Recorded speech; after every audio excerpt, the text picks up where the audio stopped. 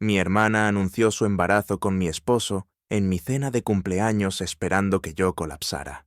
En lugar de eso, levanté mi copa para un brindis y revelé los resultados de su prueba de infertilidad del mes pasado. Todos supieron que el verdadero padre era... Mi nombre es Olivia. Tengo 30 años y mi hermana anunció su embarazo con mi esposo en mi propia cena de cumpleaños. Antes de contarles cómo usé los resultados de su prueba de infertilidad para exponer toda su red de mentiras frente a todos, déjenme saber desde dónde están viendo en los comentarios. Se suponía que era la única noche del año que se trataba de mi 30 cumpleaños. Estábamos en Le Chateau, un lugar con manteles tan blancos que te dolían los ojos, y copas tan delgadas que tenías miedo de respirar sobre ellas. Mi esposo Marcus tenía su mano sobre mi hombro. 5 años de matrimonio, y todavía sabía cómo interpretar su papel. Levantó su copa su sonrisa perfectamente diseñada para la audiencia familiar. Mi madre Eleanor estaba radiante. Mi hermana menor Vanessa estaba inquieta. Esa fue la primera señal de alarma. Vanessa nunca está inquieta. Ella conquista. Justo cuando Marcus estaba a punto de brindar por mi hermosa esposa, Vanessa aclaró su garganta. El sonido fue pequeño pero cortó a través de los murmullos del restaurante. «Tengo un anuncio que hacer», dijo, sus ojos dirigiéndose a mí por solo un segundo. Vi un destello de algo en ellos.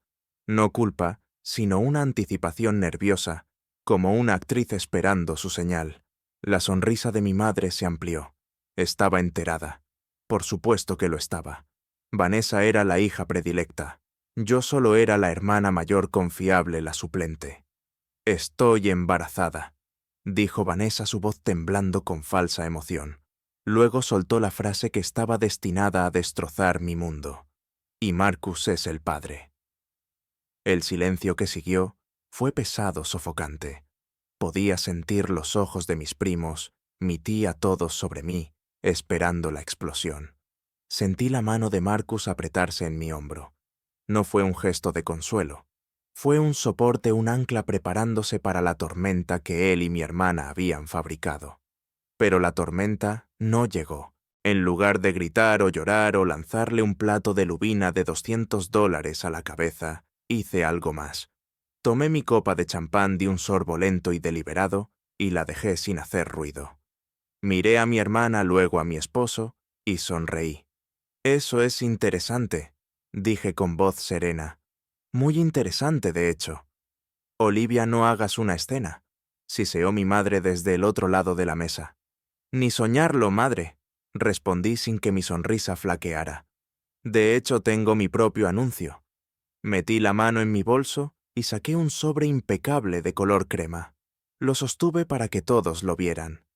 Verán, después de 3 años intentando tener un bebé, de culparme a mí misma, de innumerables citas médicas, comencé a sentir curiosidad. «Olivia, este no es el momento ni el lugar», advirtió Marcus, su voz baja y tensa. «Oh, creo que es el momento perfecto», dije con los ojos fijos en los suyos. Deslicé una sola hoja de papel del sobre. «Este es un informe médico del Dr. Williams del mes pasado». Dejé que el silencio se prolongara por un momento antes de asestar mi propio golpe mortal. «Dice que tienes azospermia, Marcus. En términos sencillos», dije, mi voz resonando con claridad, «significa que tienes un recuento de espermatozoides de 0. Eres completa e irreversiblemente infértil». Para entender por qué no grité ni lloré esa noche, debemos retroceder 6 semanas.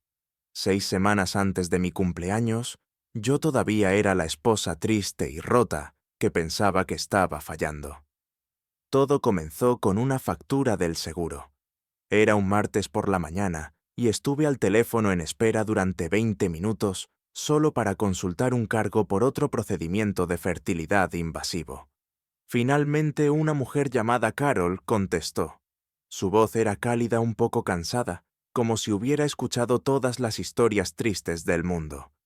Le expliqué el cargo y luego, por un impulso que pareció venir de fuera de mi propio cuerpo, Le pregunté algo.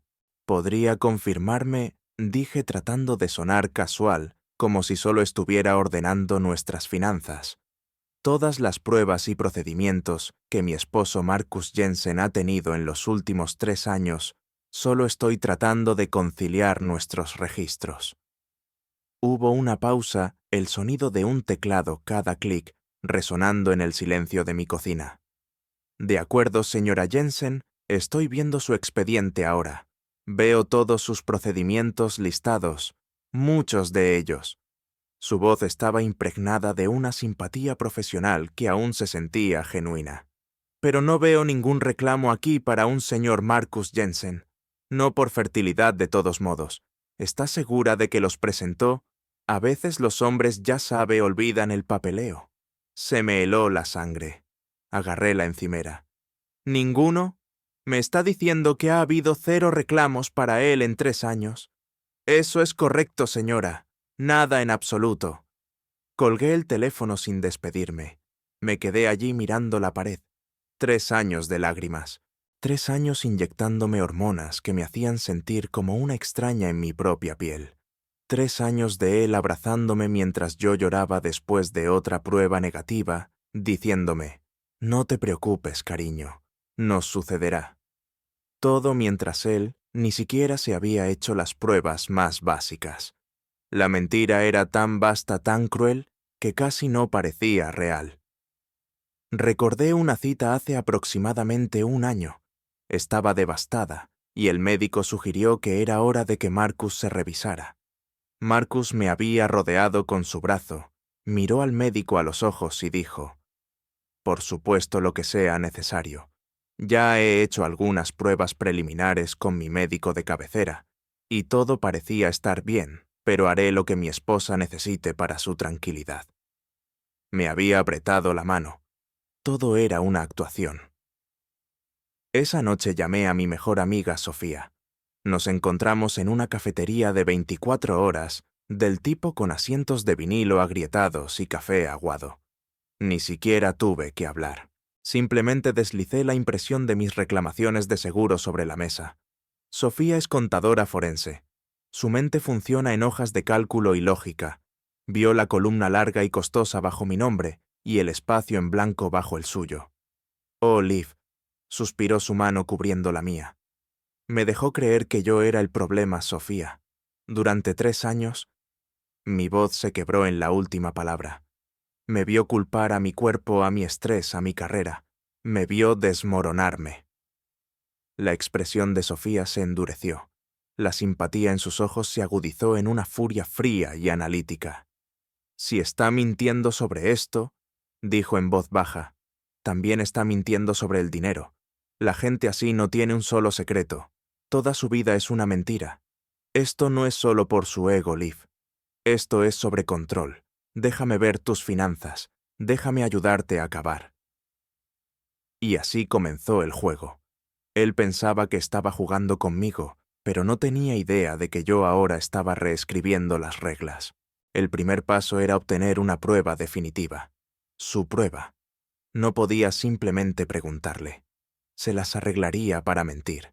Necesitaba algo que no pudiera negar. Fue Sofía quien tuvo la idea.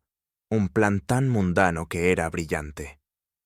«Un seguro de vida», dijo durante un café una mañana, «y actualizar vuestro testamento. Es la cosa más aburrida y responsable que un adulto puede hacer. No sospechará nada». Esa noche me acerqué a Marcus con una carpeta de folletos brillantes. «Cariño», comencé poniendo mi voz de esposa más seria, la que no me había dado cuenta de que había estado perfeccionando durante años. Estaba pensando, ya estamos en nuestros 30. No tenemos un testamento adecuado, y nuestro seguro de vida es una broma. Si algo pasara, deberíamos poner todo en orden para nuestra futura familia. Incluso logré decir esa última parte sin ahogarme con las palabras. Le expliqué que cualquier buena póliza requeriría un chequeo médico completo para ambos. Era una formalidad, dije, una casilla que marcar. Podríamos hablar sobre la herencia y cómo queríamos que se dividieran las cosas. Se lo tragó por completo. Para él era solo una prueba más de que yo era la esposa responsable y ligeramente aburrida, siempre pensando en aspectos prácticos. «Buena idea, Liv», dijo dándome una palmada en el brazo con la mente ya en otro lugar. «Tú encárgate de la reserva. Solo dime cuándo y dónde». Una semana después, estábamos en una clínica privada. Mi corazón latía tan fuerte que estaba segura de que él podía oírlo. Había llamado antes y hablado con una enfermera jefa, una mujer llamada Brenda. Le inventé una historia sobre una esposa preocupada por el orgullo de su esposo. Le dije que sospechaba un problema de salud que él se negaba a enfrentar. Pagué en efectivo una considerable tarifa de laboratorio discrecional suficiente para asegurar que se añadiera un panel específico a su análisis de sangre, sin que se detallara en la factura principal. Se sintió sórdido una línea que nunca pensé que cruzaría, pero reprimí el sentimiento. Esto ya no se trataba de justicia, se trataba de supervivencia. Mientras esperaba los resultados, cometí mi primer error. Me impacienté. Estaba convencida de que él y Vanessa estaban siendo descuidados. La seguí una noche después de que ella se fuera de una cena familiar, alegando que estaba cansada. Mantuve la distancia, mis manos resbaladizas sobre el volante. Condujo hasta un bar tranquilo y poco iluminado al otro lado de la ciudad. Unos minutos más tarde, un hombre se unió a ella. No era Marcus. Lo reconocí de fotos antiguas. Jason, su novio intermitente de la universidad. Intenté tomar una foto con mi teléfono, pero mis manos temblaban. La foto salió borrosa e inútil. Justo cuando estaba a punto de irme, mi teléfono vibró. Era un mensaje de texto de Vanessa. «Oye, dejaste las luces encendidas». Miré por el retrovisor y la vi de pie en la acera bañada por el resplandor de mis faros con una sonrisa de superioridad en su rostro. Me había visto todo el tiempo. «Deberías trabajar en tu paranoia. No te queda bien». Conduje a casa esa noche sintiéndome completamente humillada, un ardor de vergüenza subiendo por mi cuello. Me sentí estúpida, torpe. Me senté en mi coche en el garaje oscuro y por un momento casi me rindo. ¿Qué estaba haciendo? ¿Jugando a ser detective? Tal vez me estaba volviendo loca. Apoyé la cabeza en el volante y por primera vez en semanas lloré con fuerza, sollozos desgarradores por la tonta que había sido. Entonces, recibí un mensaje de Sofía. «Para lo que estés haciendo, ven ahora mismo».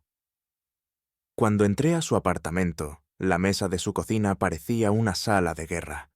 Estaba cubierta de extractos bancarios, escrituras de propiedad y facturas de tarjetas de crédito. Había pasado los últimos 2 días revisando el acceso digital que le había dado a todas nuestras cuentas conjuntas. «¿No encontraste nada, verdad?», dije con voz apagada.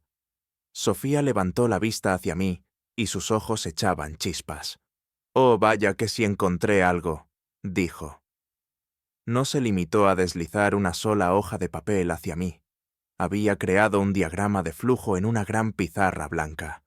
«Ha estado desviando dinero de vuestra cuenta de ahorros conjunta durante más de 1 año», comenzó su voz nítida y profesional. «Cantidades pequeñas al principio, unos cientos aquí y allá, y luego se va haciendo más grande». Señaló una serie de transferencias, cada una justo por debajo del límite de $10,000, que activaría una alerta bancaria.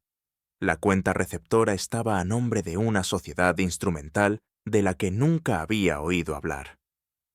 «¿Y a dónde va el dinero desde ahí?», continuó Sofía trazando una nueva línea con un rotulador rojo. «A 2 lugares. Primero», dijo tocando un extracto de la cuenta de Vanessa, «una asignación mensual de $5,000. La línea de concepto de la primera transferencia solo dice «para ti». Las demás dicen «gastos de manutención». Luego señaló otro conjunto de documentos. «Y segundo, hizo el pago final de la hipoteca de tu madre hace 4 meses. $120,000. Me dejé caer en una silla. Fue como un puñetazo en el estómago. No era solo una traición a mi corazón, sino a toda nuestra vida. El salario que ganaba, las bonificaciones que ponía en nuestros ahorros, El futuro fondo universitario, del que habíamos hablado para nuestros hijos inexistentes, todo había sido un fondo ilícito para su aventura. No solo le había dado a mi hermana su cuerpo, le había dado mi dinero, mi futuro. Pero había una cosa más. El rostro de Sofía era sombrío. Esta es la peor parte, Liv. Me entregó un documento. Era una solicitud de préstamo por $250,000 de un prestamista privado con altos intereses. Había sido aprobado hacía 6 meses. La firma en la parte inferior era una falsificación casi perfecta de la mía. «¿Sacó un préstamo a tu nombre?», dijo Sofía, su voz apenas un susurro. El dinero fue directamente a esa misma sociedad instrumental. Estaba usando tu buen crédito para financiar su plan de escape. Sofía me miró. No solo te está engañando, Liv. Esto es fraude. Esto es un delito. Esto va mucho más allá de un divorcio complicado. Ese fue el momento en que la tristeza murió y nació algo más. Algo frío, duro y claro. La humillación que Vanessa me hizo sentir ese mismo día se evaporó. No era paranoia si era verdad. Y ahora tenía la prueba. Todo lo que necesitaba era una pieza más para completar el rompecabezas. La calma que se apoderó de mí en los días siguientes fue desconcertante incluso para mí misma. Me movía por mi vida como un fantasma, preparando el desayuno, hablando con Marcus sobre su día todo, mientras mi mente funcionaba a 1000 por hora. Sabía que no podía simplemente confrontarlos. Una confrontación privada se disolvería en un combate a gritos de mentiras y manipulación. Él lo negaría todo. Vanessa lloraría. Mi madre se pondría de su lado. Yo sería la esposa histérica y loca. No, ellos eligieron un escenario público para su primer acto, así que yo elegiría un escenario público para el final. La pieza final de evidencia provino de un lugar que debería haber mirado antes nuestro ordenador familiar compartido. Marcus era arrogante. Creía que era más listo que yo. Nunca imaginó que yo sabría cómo ejecutar un programa de recuperación de datos en el disco duro. Lo dejé funcionar toda la noche el silencioso zumbido de la máquina como banda sonora de mis horas de insomnio. A la mañana siguiente me senté allí con una taza de café y una lista de miles de archivos eliminados. Me llevó 3 horas de revisar basura, pero entonces lo encontré un documento de Word creado hacía 2 meses. El título era simplemente «Nuestro nuevo comienzo». Mi mano tembló al hacer clic en él. Era una carta, un borrador de correo electrónico de Marcus a Vanessa. Era repugnantemente poético, lleno de frases sobre su vínculo inquebrantable y su destino compartido. Escribió sobre la primera vez que se besaron en el funeral de mi padre, nada menos mientras yo estaba de luto en la otra habitación. Pero fue el último párrafo lo que hizo que mi visión se oscureciera en los bordes. «Solo tenemos que manejar a Olivia con cuidado», había escrito. «Una vez que acepte que ella es la razón por la que no podemos tener hijos, su espíritu se quebrará. El divorcio será en mis términos. Está demasiado centrada en su carrera beat, es demasiado fría. Tú eres calidez y vida. Mereces un hombre que pueda darte una familia de verdad, y yo te merezco a ti». Lo imprimí mis manos temblando con una rabia tan pura que parecía hielo. La noche antes de mi fiesta de cumpleaños, Sofía vino al pequeño apartamento que había alquilado en secreto un mes antes. Era mi cápsula de escape, mi casa segura. Miramos las pruebas dispuestas en el suelo, como un general planeando una batalla, el informe médico que mostraba su infertilidad, los diagramas de flujo que mostraban el fraude, el correo electrónico impreso que detallaba su plan despiadado. «¿Estás segura de que estás lista para esto?», preguntó Sofía con voz suave. «No hay vuelta atrás después de esto, Liv. Esto no es solo terminar un matrimonio. Esto es detonar una bomba en medio de toda tu familia». Miré mi reflejo en la ventana oscura. Vi las ojeras bajo mis ojos, el peso que había perdido, pero también vi un brillo en mis ojos que no había estado allí antes. No era tristeza, era acero. Ellos quisieron arruinar mi cumpleaños, dije. Voy a darles una reunión familiar que nunca olvidarán. Así que allí estaba yo en esa mesa, el aire denso con su victoria. No tenían idea de que estaban caminando hacia una trampa perfectamente tendida. Después de que revelé su infertilidad, el caos fue inmediato, pero silencioso. El tenedor de mi prima Rebeca resonó contra su plato. El rostro de Vanessa, que había estado radiante de triunfo, se volvió del color de la ceniza. Eso no es posible, tartamudeó mirando a Marcus en busca de un salvavidas. La prueba tiene que estar mal. Yo también lo pensé, dije alegremente metiendo la mano en mi bolso de nuevo. Siempre es bueno tener una segunda opinión, ¿verdad? Así que lo hice analizar en una segunda clínica. Diferente médico, diferente laboratorio, mismo resultado. Deslicé el segundo informe sobre la mesa, justo al lado de la cesta del pan. Marcus finalmente encontró su voz. Temblaba con una furia que no podía enmascarar el pánico subyacente. ¿Me hiciste analizar sin mi conocimiento? Le sostuve la mirada, y por primera vez, él apartó la vista. Tú me hiciste creer que yo estaba rota durante 3 años sin mi conocimiento. Dejaste que me inyectara drogas en el cuerpo. Dejaste que llorara hasta quedarme dormida. Dejaste que cargara con la culpa de algo que era tu mentira todo el tiempo. Así que sí te hice analizar. Creo que estamos en paz. Me volví hacia el resto de la familia. Lo que es realmente inapropiado, madre, no es este informe.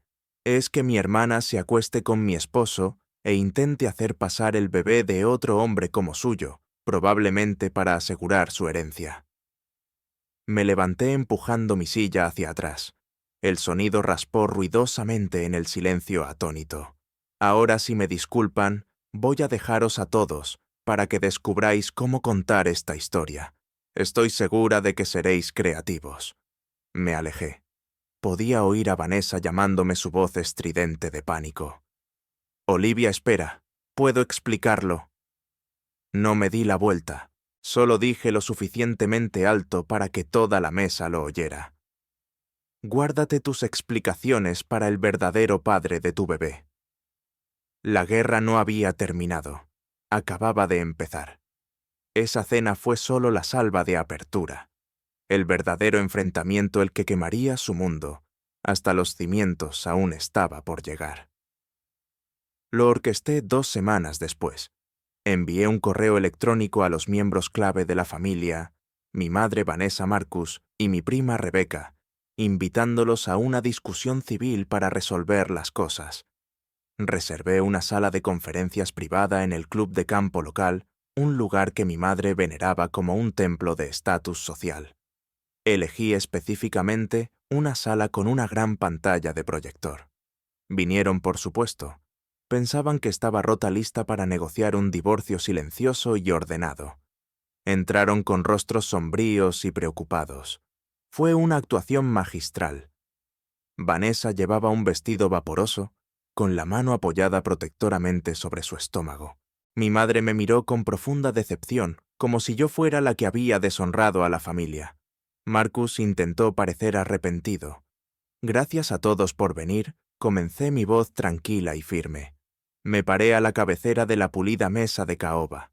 Sé que lo que hice en mi cena de cumpleaños fue brusco, y quiero disculparme. Vi la mirada de vindicación pasar entre mi madre y mi hermana. Sus hombros se relajaron. Pensaron que habían ganado. Estaba equivocada, continué presionando un botón en un pequeño control remoto en mi mano. La pantalla del proyector detrás de mí cobró vida. No debería haber sido tan emocional. Debería haber presentado los hechos de manera más exhaustiva. Apareció la primera diapositiva. Era un escaneo de alta resolución de un documento legal. En la parte superior, en negrita, se leía resultados de la prueba de paternidad.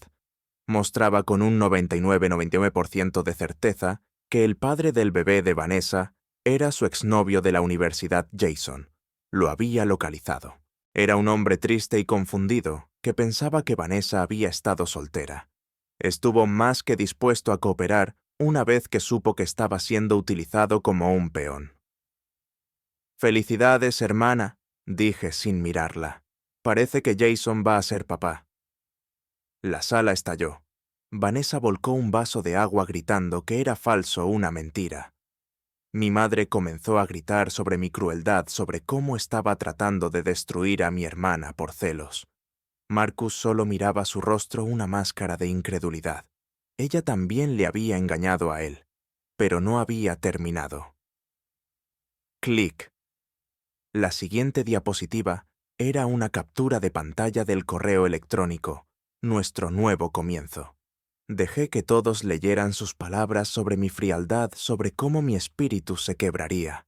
Vi cómo el rostro de Marcus perdía todo el color, mientras sus propias palabras traicioneras llenaban la pantalla. Clic.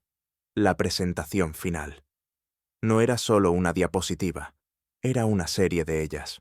El informe financiero detallado que Sofía me había ayudado a preparar.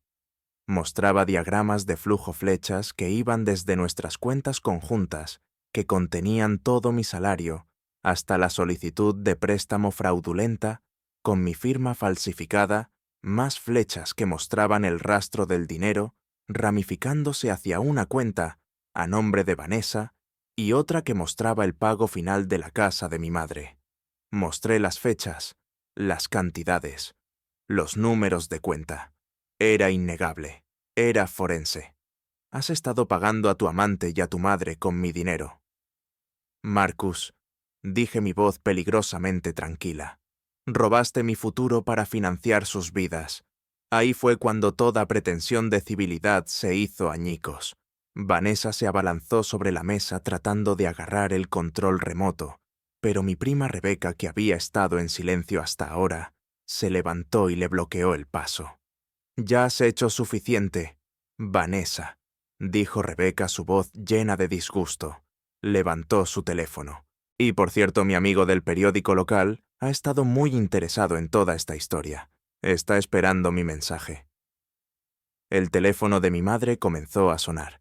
Miró el identificador de llamadas y su rostro se puso pálido.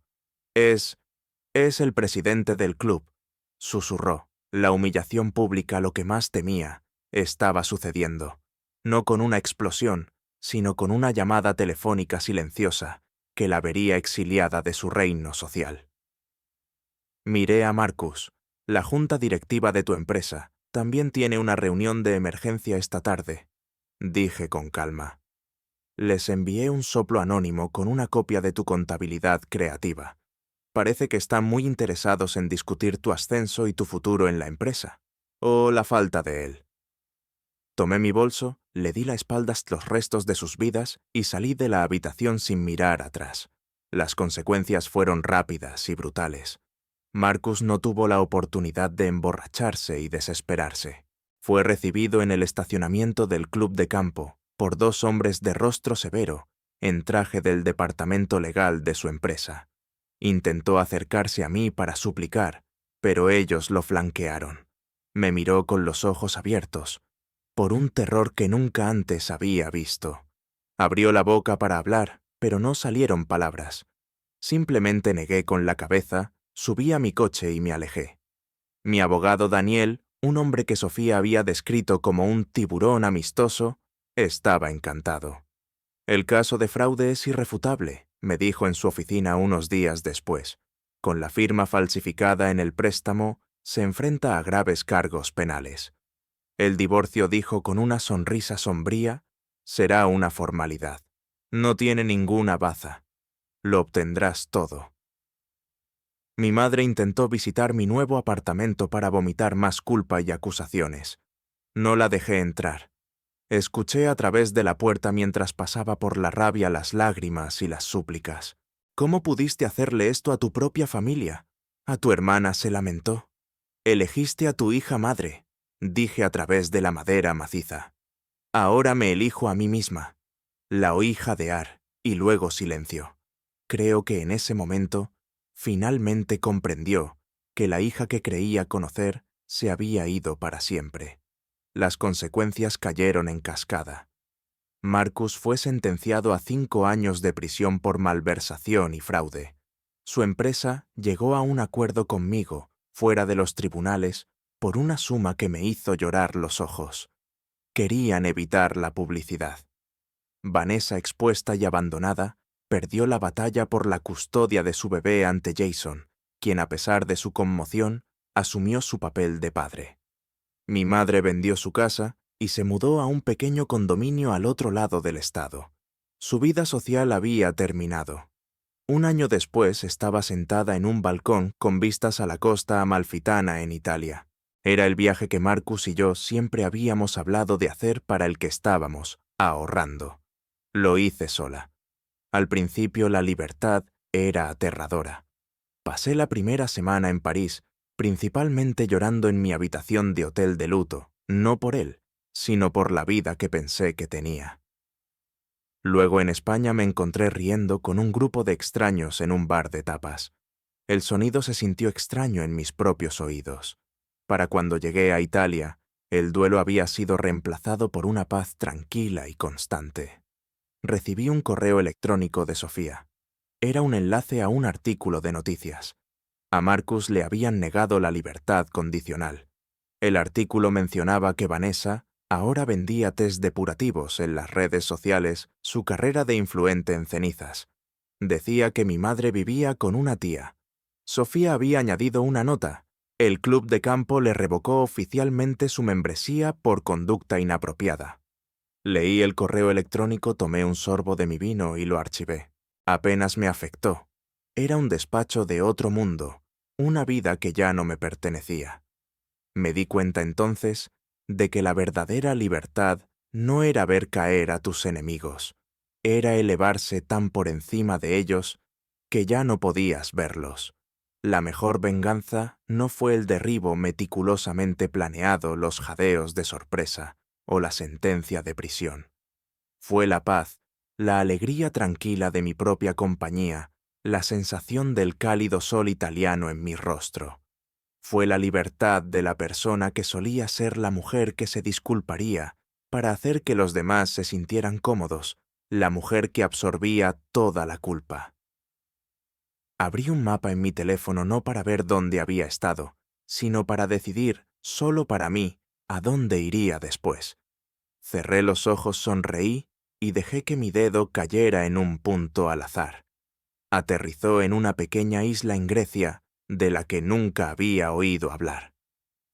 Perfecto. El mundo estaba abierto y por primera vez en mi vida yo era la única que sostenía la pluma lista para escribir mi propia historia. Muchas gracias por escuchar mi historia. Fue un viaje largo y difícil, pero ahora estoy en un lugar mucho mejor. Tengo curiosidad. ¿Qué hubierais hecho vosotros si estuvierais en mi lugar? ¿O cuál es el drama familiar más loco con el que habéis tenido que lidiar? Hacédmelo saber en los comentarios de abajo. Y si mi historia resonó con vosotros, por favor dadle un me gusta a este video y suscribíos para más. Significaría el mundo para mí.